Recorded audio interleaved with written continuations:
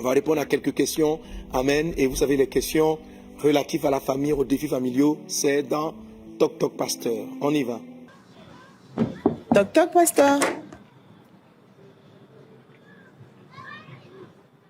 Bonjour pasteur, je suis en face de vous aujourd'hui parce que j'ai une question pasteur. J'envisage de me marier très bientôt et ma question même est relative au mariage. On a trop entendu parler qu'il faut goûter avant d'entrer dans le mariage. Bon, parce que goûter, c'est avoir des relations sexuelles avec sa cheminante ou sa fiancée. Ça permet de se connaître, savoir si l'autre est compatible à l'autre. Cette assertion-là, pasteur, est soutenue avec des versets bibliques. Donc, pasteur, étant donné que nous aspirons au mariage selon la pensée de Dieu, qu'en est-il réellement par rapport à cette affirmation-là? Que dit la Bible sur cette question, pasteur?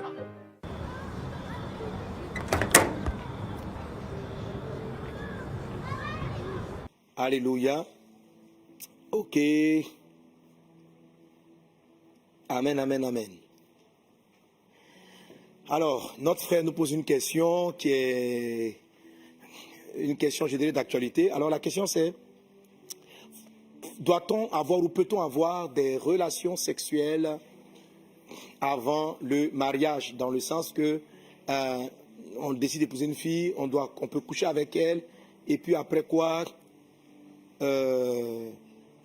voilà. Antoine, il y a une expression ici en Côte d'Ivoire, les gens disent goûter pour voir. Il faut essayer pour voir si cette relation-là est tenable, voilà. Et il faut essayer. Est-ce qu'on doit agir de la sorte? Je dirais non. La parole de Dieu est claire là-dessus. Alléluia.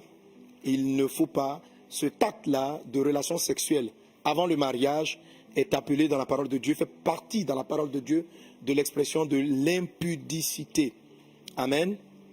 Alors, je te dis d'abord un premier texte dans le livre de Hébreux, au chapitre 13, Hébreux chapitre 13, verset 4. La Bible dit que le mariage soit honoré de tous. Amen. L'équipe de com, serait bien si on peut afficher les versets, merci. Que le mariage soit honoré de tous et le lit conjugal exempt de toute souillure. Car Dieu jugera les débauchés et les adultères. Amen. Que le mariage soit honoré de tous et le lit conjugal exempt de toute souillure. Car Dieu jugera les débauchés, dans d'autres versions on dit les impudiques, et il va juger les adultères. Alors, le Seigneur ici présente la manière dont le lit conjugal, c'est-à-dire le mariage, peut être souillé. Le mariage est souillé, et nous le savons, par l'adultère. Mais le mot qui précède, qui est traduit dans d'autres versions par débauché ou par impudique, montre que le mariage aussi est souillé. Ton mariage sera souillé. Ton mariage va ouvrir une porte à l'ennemi si tu commets les rapports sexuels avant le mariage. Ok? Tu commets les rapports sexuels avant le mariage. Alléluia. Voilà, donc c'est une souillure. C'est cela salit le mariage. Et certains passages que les personnes citent, en l'occurrence dans l'Ancien Testament, on va voir que c'est justement parce qu'il y a souillure que Dieu exige certaines choses, oblige les personnes à faire, avoir un comportement donné. Amen. Alléluia. Alléluia. Amen. Donc que le mariage soit exempt de toute souillure. Qu'est-ce qui souille le mariage? L'adultère, ça c'est quand on est marié. La débauche, c'est quoi la débauche? C'est les rapports sexuels en désordre. Est-ce qu'on est ensemble? Ok. Donc quel rapport sexuel en désordre? Je couche avec un tel, je vais coucher avec un tel, je vais coucher avec un tel, je vais coucher avec un tel. Alors si tu te retrouves en train de coucher avec les personnes pour les préparer ou bien pour tester, tu couches, tu es un débauché. Si tu es une fille, tu couches, tu es une débauchée. Et qu'est-ce que tu fais? Hébreux chapitre 13, n'oublie pas ce passage. Qu'est-ce que tu es en train de faire? Tu es en train de détruire le lit conjugal. Tu n'es pas en train d'honorer la valeur du mariage. Voilà. Parce que goûter pour voir, ça veut dire que si ce n'est pas bon, je te laisse ainsi, je vais prendre une autre, je vais prendre une autre, je vais prendre une autre, je vais prendre une autre, je vais prendre une autre. Ça s'appelle de la débauche. Ça s'appelle de la débauche. Ça s'appelle de la débauche. Amen. Voilà. Donc, et maintenant, vous connaissez tous l'histoire de, comment dirais-je, de Joseph et de Marie. Ok? La Bible dit que Marie était fiancée à Joseph. Joseph et Marie étaient fiancés. Mais Marie était toujours vierge. Elle avait gardé sa virginité. Et lorsqu'elle est tombée enceinte, pour éviter qu'elle soit vilipendée, etc., parce qu'elle n'était pas censée tomber enceinte avant le mariage. Elle n'est pas censée tomber enceinte avant le mariage. Ce n'était pas normal. Ça allait être surprenant. C'est parce que ça allait être surprenant que Dieu, pour la couvrir et pour un ensemble de choses, a dit, Amen, ne crains pas de prendre Marie avec toi, avec toi. C'était une manière pour Dieu de la couvrir, de la protéger. Pourquoi? Parce que tomber enceinte en dehors du mariage, parce que si tu goûtes pour voir, mais bien sûr qu'il y aura des grossesses qui vont arriver dans ta série de goûter, ok? Tu vas enceinte une fille, elle tombe enceinte, tu as goûté, tu as vu que ce n'était pas bon, tu la laisses, tu vas prendre une autre. Non, c'est de la dépravation, c'est de la débauche, c'est contre les voies du Seigneur. Ne tombez pas dans ce piège-là, c'est une abomination. C'est un manque de respect du mariage, c'est un manque du respect de la valeur du mariage. Amen. Alors le frère, tu as dit tout à l'heure que certaines personnes citent des versets, entre autres celui de Exode chapitre 22. Il est dit, si un homme séduit une vierge qui n'est point fiancée et qu'il couche avec elle, il paiera sa dot et la prendra pour femme.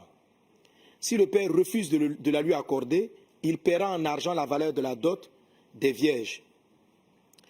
Verset 18, tu ne sais pas fait la magicienne, quiconque couche avec une bête sera puni de mort, etc. Si on remonte encore plus haut, il est dit, si tu remontes en fait tout le contexte, tu vas voir dans ce passage, tu verras dans ce passage, frère, qu'il est parlé des gens qui posent des actes contraires à la volonté de Dieu.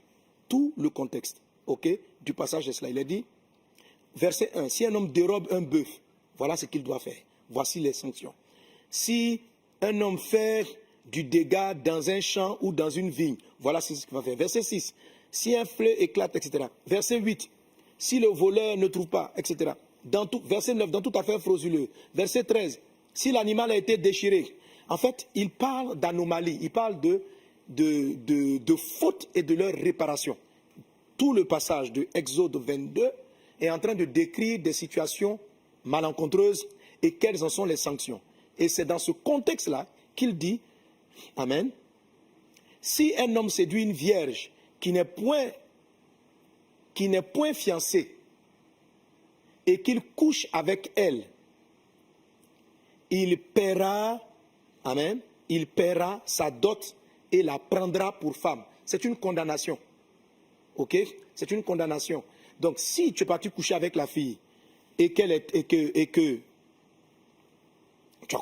dès l'instant où tu as couché avec elle, tu es contraint de la prendre pour femme. Donc, ce passage-là, je ne sais pas comment certaines personnes peuvent l'utiliser. Il dit, si un homme couche avec une vierge qui n'est point fiancée et qu'il couche avec elle, il paiera sa dot et la prendra. C'est un ordre. Il doit l'épouser. Donc, il n'y a pas de goûter pour voir dans ce passage. Tu ne peux pas goûter et puis tu vois si tu es mariable ou pas. Dès l'instant où elle est vierge et que tu couches avec elle, le texte est là, c'est clair en lui-même. Tu vas payer, c'est une sanction, c'est une amende. Tu vas payer sa dot, tu dois l'épouser. Parce qu'en lui faisant perdre sa virginité, quel autre homme voudra la marier maintenant? Quel autre homme voudra la prendre? Elle risque de rester sans mari. Parce que, dans leur tradition, on devait vérifier que la femme était vierge avant d'entrer dans le mariage. Alors si elle a perdu sa virginité, toi qui as été l'auteur de cette perte de virginité, tu dois payer la dot et tu dois l'épouser. C'est le cas des sanctions. Maintenant, il est dit, si le père refuse de la lui accorder, parce que le papa ne veut pas que tu l'épouses, il paiera en argent la valeur de la dot des vierges. Il paiera en argent la valeur de la dot des vierges. C'est-à-dire, malgré tout, il va payer. On va voir qu'il y a eu... qu'il a racheté sa faute. Donc c'est une sanction et non pas un conseil, une exhortation, un avis, un conseil d'aller goûter pour voir ou quelque chose comme ça. Bien au contraire, c'est un passage qui dit tu es tenu de le faire. Et on a plusieurs exemples dans la parole de Dieu, ok, des choses que nous disons.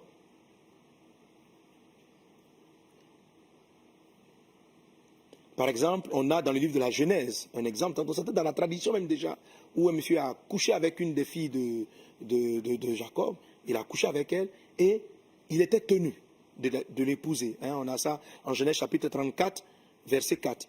Et le texte utilise, la Bible utilise l'expression que coucher avec une vierge avant son mariage, c'est la déshonorer. C'est la déshonorer. Ok?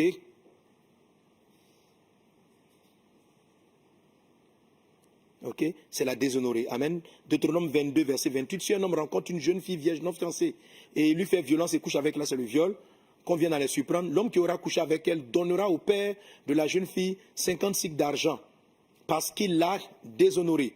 Il la prendra pour femme et ne pourra pas la renvoyer tant qu'il vivra. Ce sont les sanctions.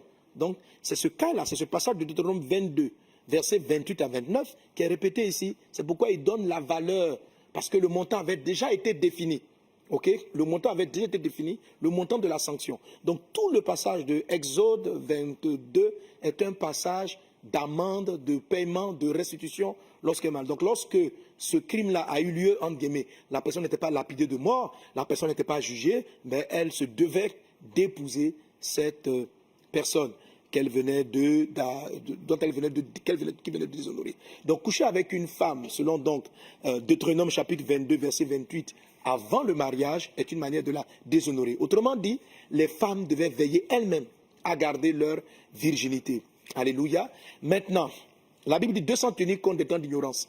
Il y a eu des moments où on ne connaissait pas le temps, on n'a pas connu le Seigneur et on a fait ces expériences-là parce que c'est l'Esprit qui est dans le monde. Lorsque nous venons à Christ, nous devons nous repentir. Et la Bible dit que Dieu ne tient pas compte des temps d'ignorance. Il annonce maintenant à tous les hommes qu'ils aient à se repentir. Donc, ton tableau, ton carnet est mis à zéro. Le sang de Christ recommence tout. Donc, tu dois te garder pur, tu dois te garder chaste, tu dois préserver ton futur mariage, ton lit conjugal. Amen. Donc, il n'y a pas de passage dans la parole de Dieu qui exhorte à goûter, voir, comme tu me l'as posé tout à l'heure, cher frère, et ça n'existe pas dans la parole de Dieu. Certains passages que les personnes peuvent utiliser sont plutôt des amendes à payer et non un conseil ou une exhortation ou un encouragement que Dieu donne à essayer des femmes à avoir des rapports avec elles avant le mariage. Non. Garde-toi de commettre l'impudicité, garde-toi de commettre l'adultère. La Bible dit, les impudiques n'hériteront pas le royaume de Dieu. Les débauchés n'hériteront pas le royaume de Dieu. Tu vis dans l'impudicité, tu meurs, tu vas en enfer. La Bible dit, ne vous y trompez pas. Ne vous y trompez pas. Aucun impudique, aucun adultère, aucun menteur, les voleurs, les débauchés n'hériteront pas le royaume de Dieu. Si quelqu'un vous enseigne ce genre de choses, il vous conduit droit au jugement de Dieu. Il vous conduit droit au jugement de Dieu. Il faut fuir ce genre de message. C'est un message de débauche. C'est un message de dépravation sexuelle. Et il faut l'éviter. Il faut l'éviter. Et ceux qui tombent là-dedans, sortez de cela. Lisez la parole de Dieu. Ce n'est pas biblique. Tu commets l'impudicité et tu vis là-dedans. Tu n'es pas sauvé. Jésus est mort pour te pardonner tes péchés, mais il n'y aura pas de débauché au ciel. Il n'y aura pas d'impudique au ciel. Dit l'Écriture. Amen. Donc, donnez votre vie à Jésus, repentez-vous de ces péchés, marchez, attachez-vous à la parole du Seigneur, vivez sainement. Que Dieu te bénisse abondamment. J'espère avoir répondu à ta question. Amen, amen, amen. Voilà, donc je veux prier vraiment que tous ceux et celles qui ont chuté dans l'impudicité, que Dieu vous fasse grâce. Repentez-vous. Amen. Que le Seigneur pardonne. Merci Père pour ta grâce divine. À toi la louange, la gloire, l'exaltation au siècle des siècles. Merci Seigneur Dieu pour tous ceux qui ont confessé et qui sont purifiés par ton sang. À toi la gloire au siècle des siècles. Au nom de Jésus-Christ. Amen. Rendez-vous ce mardi à 12h30 GMT au Mohamed Sanogo Live avec le pasteur Mohamed Sanogo en direct sur Facebook, YouTube et Instagram. Abonne-toi, like et partage.